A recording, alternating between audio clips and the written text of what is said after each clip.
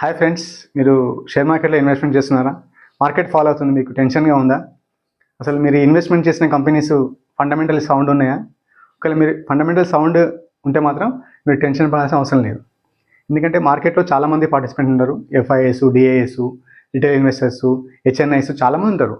కాబట్టి మనం చేసిన కంపెనీలు ఒకవేళ మంచిగా ఉంటే మనం టెన్షన్ పడాల్సిన అవసరం లేదు. ఒకవేళ మార్కెట్ ఫాలో అవుతుంటే మనం ఇంకా కొనుక్కోవాలి. ఏ విధంగా? మనం అమెజాన్లో కానీ ఫ్లిప్కార్ట్లో కానీ మార్కెట్స్ డౌను అంటే మార్కెట్లో సేల్ వస్తుంది, బిగ్ బిలియన్ డేస్ వస్తున్నప్పుడు ఏం చేస్తారు? చాలామంది టైం వెయిట్ చేసి అసలు ప్రీ బుక్ చేస్తారు, టైం వెయిట్ చేసి అసలు డిస్కౌంట్ కోసం వెయిట్ చేస్తుంటారు. అని అదేవిధంగా మార్కెట్ పడుతున్నప్పుడు మనం ముందుగానే ఒకవేళ మంచిగా ఫండమెంటల్ కంపెనీలో మంచి గ్రోత్ ఉన్న కంపెనీలో ఇన్వెస్ట్మెంట్ చేస్తే మనం కూడా మంచి డిస్కౌంట్స్లో వచ్చినప్పుడు మనం కొని పెట్టుకోవాలి ఫ్రెండ్స్. ఓకేనా ఫ్రెండ్స్? మీరు okay. Hi friends, welcome to అద్దులీకి ఫైనాన్స్ నాలెడ్జ్ ఛానల్. ఈరోజు నేను ఒక షేర్ మార్కెట్ డౌన్ఫాల్ అయినప్పుడు మనం ఏ విధంగా ఉండాలని చెప్పాలనుకుంటున్నాను ఫ్రెండ్స్. అండ్ నా వీడియోస్కి మంచి రెస్పాన్స్ వస్తుంది, థ్యాంక్ యూ వెరీ మచ్. నేను లాస్ట్ 7 years నుంచి షేర్ మార్కెట్లో ఇన్వెస్ట్మెంట్ చేస్తున్నాను ఫ్రెండ్స్. అంటే మార్కెట్లో అంటే డైరెక్ట్ షేర్లు కొనడం కానీ, లేకుంటే మ్యూచువల్ ఫండ్లో ఇన్వెస్ట్మెంట్ చేయడం కానీ, అంటే నేను ఇన్వెస్ట్ చేశాను ఫ్రెండ్స్. నాకు కొద్దిగా ఐడియా ఉంది, వాటి గురించి నేను అసలు ఈరోజు చెప్పాలనుకున్నాను ఫ్రెండ్స్. ఈరోజు మార్కెట్ అంటే ఏంటి, అసలు అందులో ఎవరెవరు పార్టిసిపెంట్ ఉంటారు, అసలు న్యూస్ ఎలా ఉంటుంది, అసలు సైడ్ వేస్ అంటే ఏంది, కరెక్షన్ అంటే ఏంది, అండ్ పిఈ అంటే ప్రైస్ టు ఎర్నింగ్ రేషియో, అంటే ప్రైస్ టు ఎర్నింగ్ రేషియో ఎంత ఉంటే మనకు కరెక్షన్ రావచ్చు, and market cap to GDP, అసలు ఒక షేర్ మార్కెట్కి వాల్యూ ఎట్లా చూస్తారు. ఓకేనా? అండ్ ఫైనల్గా కన్క్లూజన్ చెప్పాలనుకుంటున్నాను ఫ్రెండ్స్. అండ్ ఈరోజు అసలు ఏంటంటే, అసలు మార్కెట్లో మనకు ఎవరు ఉంటారు పార్టిసిపెంట్? అసలు మార్కెట్ టు షేర్ మార్కెట్ పెరగడం కానీ తగ్గడం కానీ అసలు ఎవరు దాన్ని తగ్గిస్తారు, ఎవరు పెంచుతారు, అసలు మార్కెట్లో ఎంతమంది పార్టిసిపెంట్ ఉంటారు? ఒకటి డిఐఎస్. డిఐఎస్ అంటే డొమెస్టిక్ ఇన్స్టిట్యూషనల్ ఇన్వెస్టర్స్, అంటే అన్ని మ్యూచువల్ ఫండ్ హౌసెస్. అంటే మనలాంటి రిటైల్ ఇన్వెస్టర్స్ ఎస్ఐపి ద్వారా కానీ లేకుంటే లంసమ్ ద్వారా కానీ మ్యూచువల్ ఫండ్లో ఇన్వెస్ట్మెంట్ చేస్తే వాళ్ళు మన తరపున మార్కెట్లో అంటే షేర్ మార్కెట్లో ఇన్వెస్ట్మెంట్ చేసి వాళ్ళు మనకు రిటర్న్గా యూనిట్స్ ఇస్తారు. ఒక యూనిట్ ప్రైస్ వచ్చేదాన్ని ఏమంటారంటే ఎన్ఏవి అంటారు. ఇది డిఐఎస్ చేస్తారు. అండ్ ఎఫ్ఐఎస్ అంటే ఫారెన్ ఇన్స్టిట్యూషనల్ ఇన్వెస్టర్స్. అంటే మన డిఐఎస్ లాగానే, డిఐఎస్ అంటే ఏంది, మన డొమెస్టిక్ ఇన్స్టిట్యూషనల్ ఇన్వెస్టర్స్. అదే ఎఫ్ఐఎస్ అంటేనేమో వాళ్ళు ఫారెన్లో నార్మల్ పబ్లిక్ నుంచి, మళ్ళీ రిటైల్ ఇన్వెస్టర్స్ నుంచి వాళ్ళు మొత్తం మనీ తీసుకొని వాళ్ళు అక్కడ వాళ్ళ మార్కెట్లో ఆల్రెడీ చాలా వరకు మెచ్యూర్డ్ మార్కెట్ ఉంటాయి కాబట్టి అక్కడ షేర్ మార్కెట్లో చాలా గ్రోత్ తక్కువ ఉంటుంది. కాబట్టి ఎప్పుడైనా సరే ఎమర్జింగ్ మార్కెట్స్లో ఇన్వెస్ట్మెంట్ చేసి అట్లీస్ట్ ఇక్కడ ఇన్ఫ్లేషన్ అంత ఈజీగా వాళ్ళు రిటర్న్ తీసుకోగలరు. అంటే ఇన్ఫ్లేషన్ 7% ఉంటే మార్కెట్ నుంచి 7 to 8% ఒకవేళ వస్తే వాళ్ళు చాలా హ్యాపీగా ఫీల్ అవుతారు. కాబట్టి వాళ్ళు ఏంటంటే మ్యాక్సిమం ఎమర్జింగ్ మార్కెట్లో ఇన్వెస్ట్మెంట్ చేయాలని ట్రై చేస్తుంటారు. ఓకేనా ఫ్రెండ్స్? అండ్ రిటైల్ ఇన్వెస్టర్స్ అంటే మన సాధారణ ప్రజలు కూడా త్రూ మ్యూచువల్ ఫండ్ ద్వారా కూడా వెళ్తారు, ఎస్ఐపి చేసుకుంటారు, లేకుంటే లంసమ్, అండ్ కొంతమంది డైరెక్ట్ షేర్లు కూడా ఉంటారు. అండ్ పెన్షన్ ఫండ్స్ అంటే ఎన్పిఎస్, నేషనల్ పెన్షన్ సిస్టమ్ కానీ, లేకుంటే పిఎఫ్ అంటే ఈపీఎఫ్ఓ కూడా డైరెక్ట్ మార్కెట్లోకి వెళ్ళి షేర్లు కొనుక్కుంటుంది. ఎందుకంటే ఫ్రెండ్స్, మనకు ఏదైనా సరే ఇన్వెస్ట్మెంట్ ఎక్కడ చేసినా వాళ్ళు ఏంటంటే రిటర్న్ జనరేట్ చేయడానికి ట్రై చేస్తారు.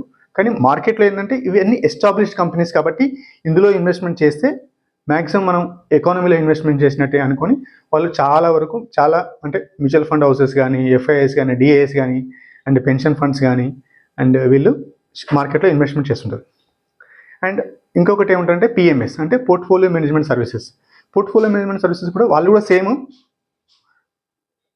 Rich persons, ultra rich persons, వాళ్ళ దగ్గర డబ్బులు ఉంటే వాళ్ళు బిజినెస్లో బిజీ ఉంటారు కాబట్టి వాళ్ళు కూడా పోర్ట్ఫోలియో మేనేజర్కి ఇస్తే వాళ్ళు అందులో అగైన్ వాళ్ళు మార్కెట్లో కానీ స్టార్టప్ కంపెనీలో కానీ అమౌంట్ ఇచ్చి గ్రోత్ అయినప్పుడు వాళ్ళు ఎగ్జిట్ అవుతారు. దాని ద్వారా కూడా వాళ్ళకు రిటర్న్ అనేది వస్తుంది. అండ్ డిఫరెంట్ పర్సన్స్ ఉంటారు, అందులో ప్రతి ఒక్కరు మార్కెట్లో ఇన్వెస్ట్మెంట్ చేస్తుంటారు. అసలు ఇందులో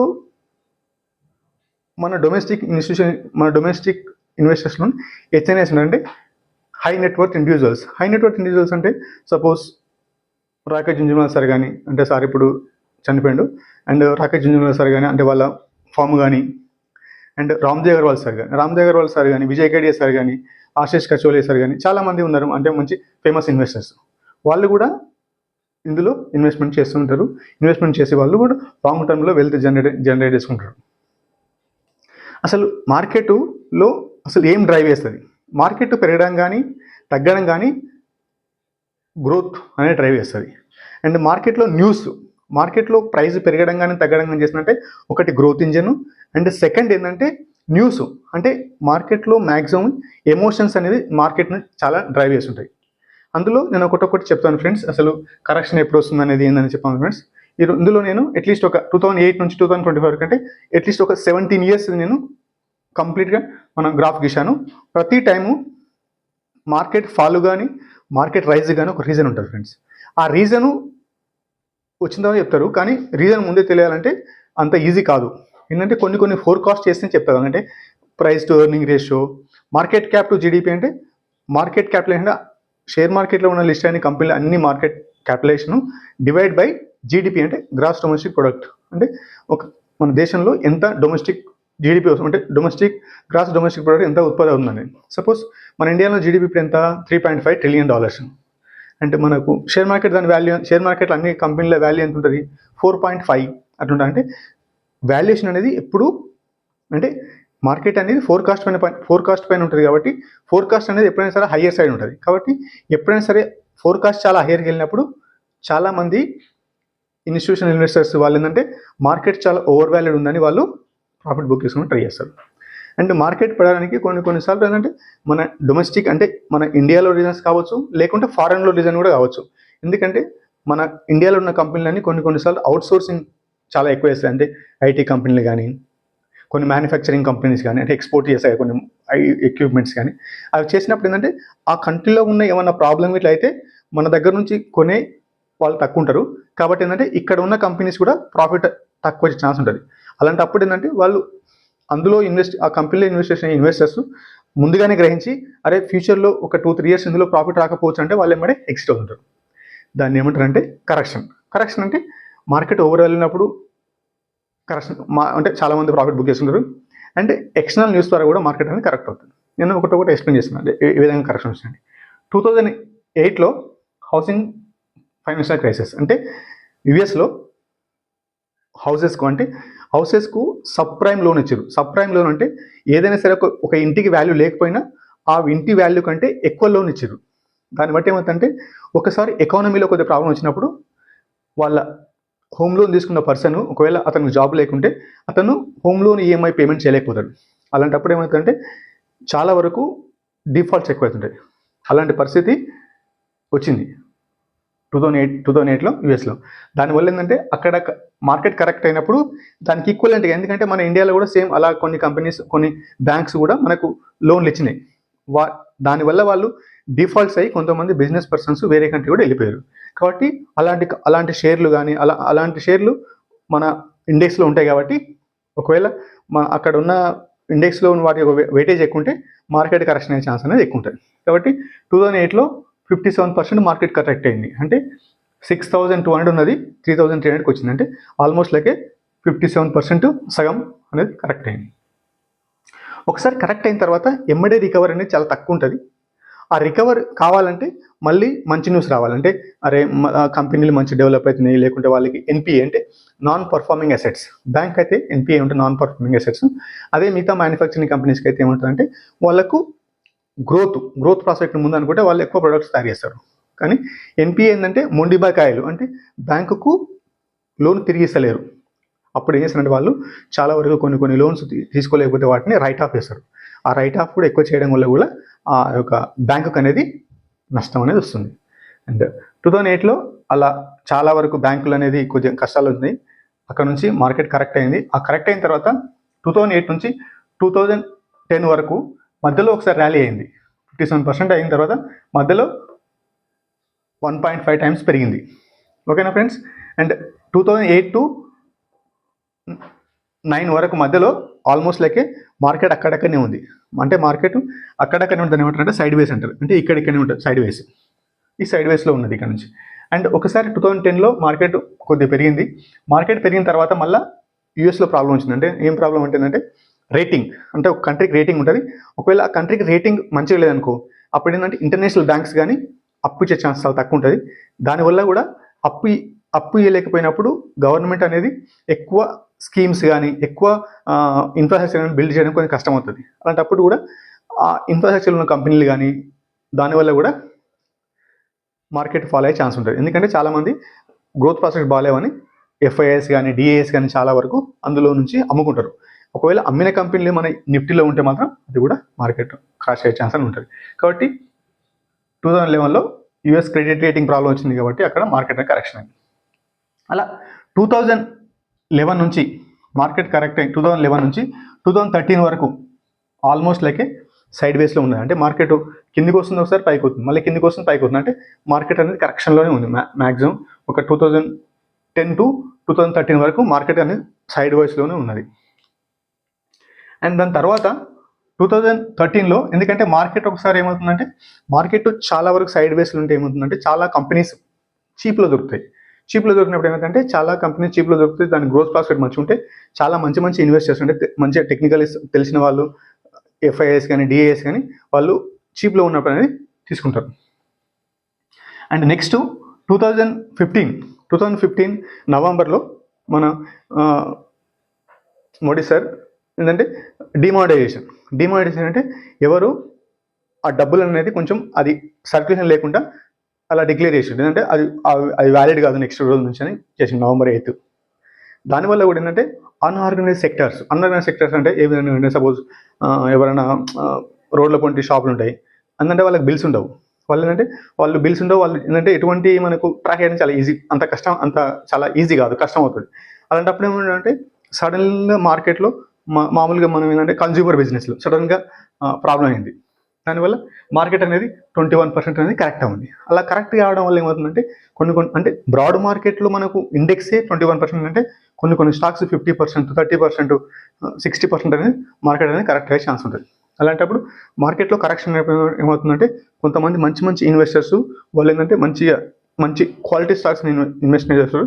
ఒకసారి క్వాలిటీ స్టాక్స్ ఇన్వెస్ట్మెంట్ స్టార్ట్ అయిన తర్వాత చాలా తెలిసిన వాళ్ళు అంటే కొంత చిన్న మనలాంటి రిటైల్ ఇన్వెస్టర్స్ మనకేం తెలియకుండా ఏంటంటే ఒకసారి వాళ్ళు మార్కెట్లో ఇన్వెస్ట్ చేసినప్పుడు మనకు అంటే మనం ఫైలింగ్ చేస్తారు ఎన్ఎస్సిలో. ఆ ఫైలింగ్ చేసినప్పుడు ఏం చేస్తారంటే అరే రాకేష్ జుంజున్వాలా ఇందులో ఇన్వెస్ట్మెంట్ చేసిండ్రు, రామ్ జగల్వాల్ ఇందులో ఇన్వెస్ట్మెంట్ చేసిందని మనలాంటి అంటే రిటైల్ ఇన్వెస్టర్స్ ఏంటంటే ఎగ్జైట్ అయిపోయి మళ్ళీ ఉంటారు. అలాంటప్పుడు కొన్నప్పుడు ఏం చేస్తారంటే ఒకసారి కొన్నప్పుడు ఏం చేస్తారంటే మళ్ళీ మార్కెట్ పెరగడం స్టార్ట్ అవుతుంది. అంటే ర్యాలీ స్టార్ట్ అవుతుంది. Rally driven by emotions. ఆ ఎమోషన్స్ను ఎలా కంట్రోల్ చేసుకోవాలనేది నేను చెప్తాను ఫ్రెండ్స్.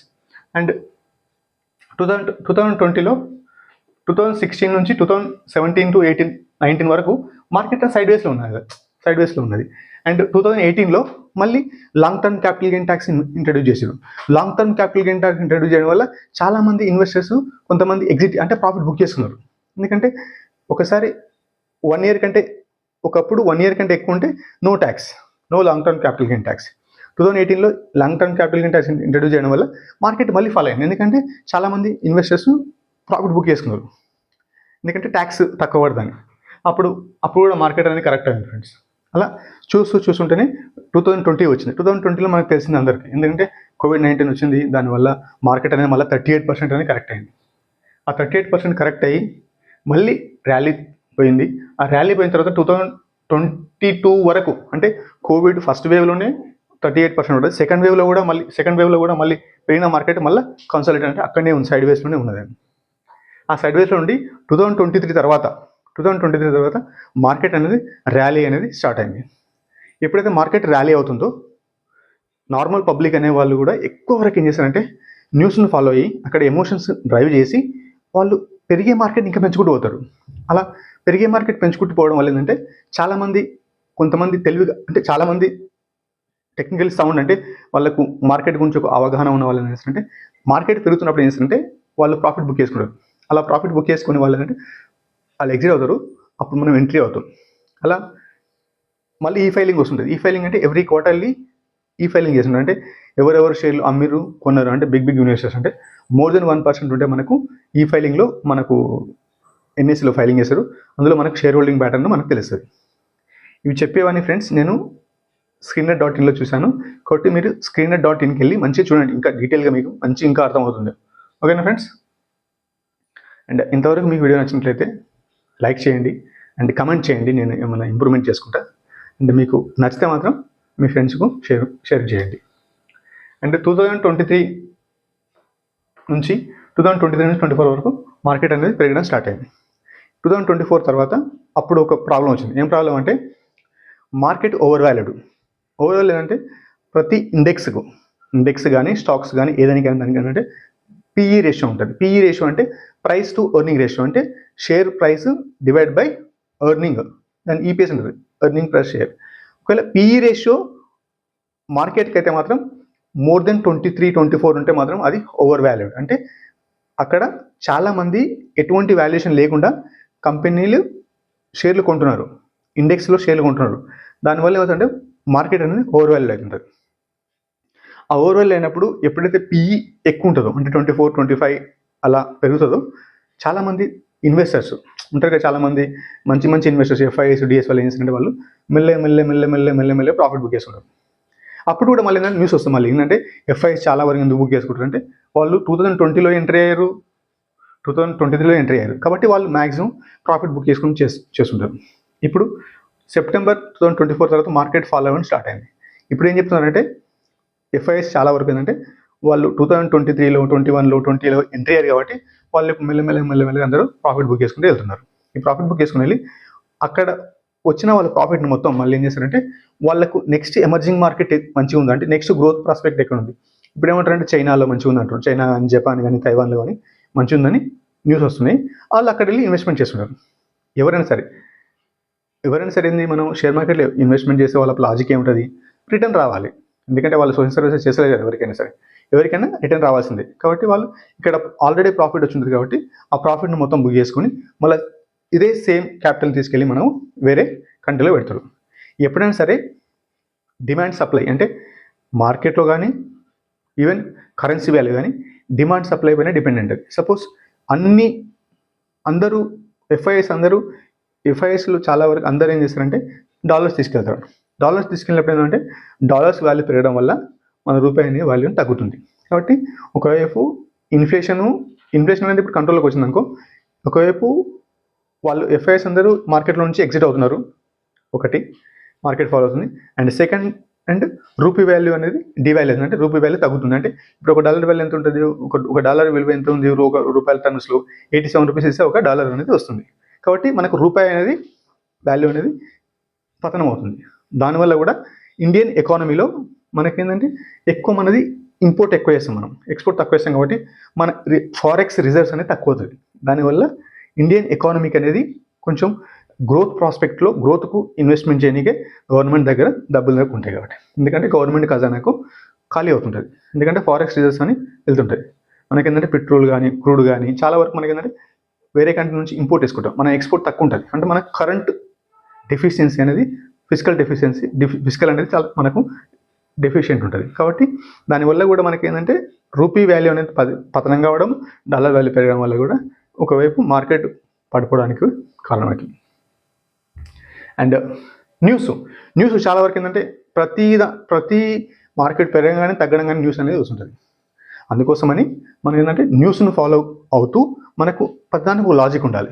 లాజిక్ లేకుంటే ఏమవుతుందంటే మన ఎమోషన్స్ డ్రైవ్ చేసినప్పుడు ఏమవుతుందంటే మార్కెట్ ఫాల్ అయినప్పుడు మనం చాలా భయపడతాము, పానిక్ అవుతాము, ఆ మార్కెట్లో మనం కూడా సెల్ చేస్తాము. ఓకేనా ఫ్రెండ్స్? అండ్ ఫైనల్ కన్క్లూజన్, ఇది నా పర్సనల్ ఎక్స్పీరియన్స్. 2018 నుంచి నేను మార్కెట్లో ఎంట్రీ అయినాయి కాబట్టి మనం ఏంటంటే చాలా వరకు మనం న్యూస్లో ఎంట్రీ అవుతాము. ఎగ్జాంపుల్స్ ఏంటంటే నేను ఎస్ బ్యాంక్ గురించి నేను ప్రీవియస్ వీడియో చేశాను. ఎస్ బ్యాంక్ గురించి అంటే మనం న్యూస్లో ఎంట్రీ అవుతాము, మనకి ఎగ్జిట్ స్టార్ట్ తెలియదు.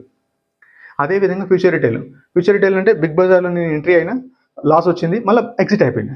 ఎందుకంటే మనకు న్యూస్ అనేది మనకు డ్రైవ్ చేస్తుంది, మన ఎమోషన్స్ డ్రైవ్ చేస్తుంటుంది. కాబట్టి మనం ఏంటంటే మ్యాక్సిమం మనం ఏదైనా కంపెనీ కొంటే వాటికి కొన్ని ప్రిన్సిపల్స్ పెట్టుకోవాలి. అసలు మార్కెట్లో మనం కొంటున్నాం, అసలు ఏ కంపెనీ కొంటున్నాము, అసలు దాని కంపెనీకి ఆర్ఓసి అంటే రిటర్న్ ఆన్ క్యాపిటల్ ఎంప్లాయిడ్ ఎంత, అసలు ఆర్ఓఈ అంటే రిటర్న్ ఆన్ ఈక్విటీ అంటే ఆ కంపెనీ ఎంత ఎర్న్ చేస్తుంది, అసలు ఆ ఇండస్ట్రీ ఎంత ఎర్న్ చేస్తుంది, ఈ కంపెనీ ఎంత ఎర్న్ చేస్తుంది, అసలు దీని బుక్ వాల్యూ ఎంత ఉండొచ్చు. అంటే బుక్ వాల్యూ అంటే ఏంటంటే total number of assets minus liabilities చేస్తే నెట్ వాల్యూ ఎంత, ఆ net value divide by number of shares, అప్పుడు దాని బుక్ వాల్యూ వస్తుంది. అసలు బుక్ వాల్యూ కంటే తక్కువ ఉందా ఎక్కువ ఉందా, దాని ఇంట్రెన్సిక్ వాల్యూ అంటే దాని ఫ్యూచర్ ప్రొజెక్షన్ బట్టి మన డిస్కౌంట్ క్యాష్ ఫ్లో ద్వారా మనం దాని వాల్యూ చెప్తాం. కాబట్టి వీటి గురించి మొత్తం తెలుసుకుంటే మనకేంటంటే ఒక ధైర్యం వస్తున్నట్టు. ఆ విధంగా మనకేంటంటే మార్కెట్ తగ్గినప్పుడు కానీ పెరిగినప్పుడు మనం ఏంటంటే ఎమోషన్స్ చేయకూడదు. ఎమోషన్ చేస్తే మనకు రాంగ్ అయ్యే మిస్టేక్స్ ఎక్కువ ఉంటాయి. అండ్ మనకు మార్కెట్లో మనకు డిస్కౌంట్స్ అంటే మార్కెట్ కరెక్షన్ అనేది డిస్కౌంట్. మనం అమెజాన్లో కానీ ఫ్లిప్కార్ట్లో కానీ డిస్కౌంట్స్ వచ్చినప్పుడు మనం చాలా ఎగబడి కొంటుంటాం. ఎందుకంటే వీ విల్ ఫీల్ దట్ మనం అది తక్కువలోకి వస్తుంది. 100 రూపాయల వస్తువు 70 రూపాయలకు వస్తుంది, 80 రూపాయలకు వస్తుంది. కాబట్టి మనకు 20% డిస్కౌంట్ అనేది చాలా వరకు మనం హ్యాపీ ఫీల్ అవుతాం. కానీ అదే మార్కెట్లో వస్తే మనం ఎందుకని హ్యాపీగా ఫీల్ కావాలంటే మార్కెట్లో మనకు నెగిటివ్ అనేది మనకు చూపిస్తుంది. మనం 100 రూపాయలు కొన్న ఒక షేర్ వాల్యూ సడన్గా 70 రూపీస్, 60 రూపీస్, 40 రూపీస్ మనకి ఏంటంటే 30, 40, 50 రూపీస్ అనేది డైరెక్ట్ మనకు కనిపిస్తుంది. ఆ నెగిటివ్ చూసి మనం తట్టుకోలేకపోయినాం అనుకో, మనం లాంగ్ రన్లో వెళ్తే క్రియేట్ చేయడం చాలా కష్టం అవుతుంది. ఎప్పుడైనా సరే మార్కెట్ పడ్డప్పుడు నువ్వు ఎక్కువ కొంటే యూ విల్ గెట్ గుడ్. మనకు ఒకసారి మార్కెట్ రివర్స్ ర్యాలీ అయినప్పుడు మనకు చాలా మంచి రిటర్న్ వచ్చేస్తుంది ఫ్రెండ్స్. ఎందుకంటే నా పర్సనల్ ఎక్స్పీరియన్స్, మనం రిటర్న్ తీసుకోవడం పెద్ద కష్టమేం కాదు, కానీ మనకు లాజిక్ ఉండాలి. లాజిక్ లేకుంటే ఏమవుతుందంటే మనకు లాంగ్ రన్లో మనకు ఎంత ఎక్స్పీరియన్స్ ఉన్నా ఎంత ఉన్నా మనం ప్రాఫిట్ బుక్ చేసాం కూడా తెలియాలి. ఒక కంపెనీలో మనం పెడుతుంటే ప్రాఫిట్ బుక్ చేయడం కూడా తెలియాలి. అందుకోసమని కొన్ని రాసిన ఫ్రెండ్స్ ఇక్కడ discount sale in share market అంటే డిస్కౌంట్ సేల్ అవుతుంది. ఆ డిస్కౌంట్ సేల్లో మనం మంచిగా పార్టిసిపేట్ చేసి మంచి మంచి కంపెనీలు కొనుక్కోవాలి. అండ్ బై ఆన్ ఫియర్, చాలామంది భయపడుతున్నారు. అసలు డైలీ న్యూస్ వస్తుంది, అసలు బేర్ మార్కెట్ చాలా అసలు భయపడుతుంటారు. అప్పుడు భయపడకుండా ఏంటంటే మనం ముందే తెలుసుకుని ఉండాలి. అంటే అసలు మంచి మంచి కంపెనీలు ఏమొస్తున్నాయి, మంచి కంపెనీలు ఏమున్నాయి, మనకు డిస్కౌంట్స్ ఒకవేళ మనకు మార్కెట్ కరెక్షన్ అవుతే మనం ఇలాంటి కంపెనీలు కొనుక్కోవాలి. మనం అందుకోసమే ముందే ఆ స్టడీ చేసి తెలుసుకొని మనం మార్కెట్ పడ్డప్పుడు మనం కొనుక్కోవాలి. అండ్ సెల్ అండ్ గ్రీడ్, ఇప్పుడు మార్కెట్ సడన్గా ఇక్కడ నుంచి ఇక్కడ ర్యాలీ అయింది, ఇక్కడ నుంచి ఇక్కడ ర్యాలీ అయింది, మనం అసలు ఆ గ్రీడ్లో మనకు సపోజ్ మనం ఒకవేళ కరెక్షన్లో కొనుక్కుంటే మాత్రం అసలు గ్రీడ్ ఉన్నప్పుడు మనం ఏం చేయాలి? సపోజ్ నువ్వు కొనుక్కున్న 100 రూపాయలు వితిన్ 1 మంత్ లోపల, వితిన్ 6 మంత్స్ లోపల నీకు 20%, 30% వచ్చింది. అప్పుడు నీకు లాజిక్ కరెక్ట్ ఉంటే అమ్మేసుకోవాలి. లాజిక్ కరెక్ట్ లేకుంటే వెయిట్ చేయాలి. నువ్వు అనుకున్న టార్గెట్ ప్రైస్ వచ్చినా వెయిట్ చేయాలి. ఓకేనా ఫ్రెండ్స్? ఫైనల్గా కన్క్లూజన్ అంటే మనం కొనే ముందు మనకంటూ కొన్ని స్ట్రాటజీ ఉండాలి. ఆ స్ట్రాటజీ ఉంటే మనం మార్కెట్లో సంపాదించడం పెద్ద కష్టమేం కాదు. ఓకేనా friends? And thank you very much. And subscribe చేసుకోండి. అండ్ తెలిస్తే మీ ఫ్రెండ్స్, మీకు నచ్చితే తెలిసిన మీ ఫ్రెండ్స్కి అనేది ఫార్వర్డ్ చేయండి. Thank you.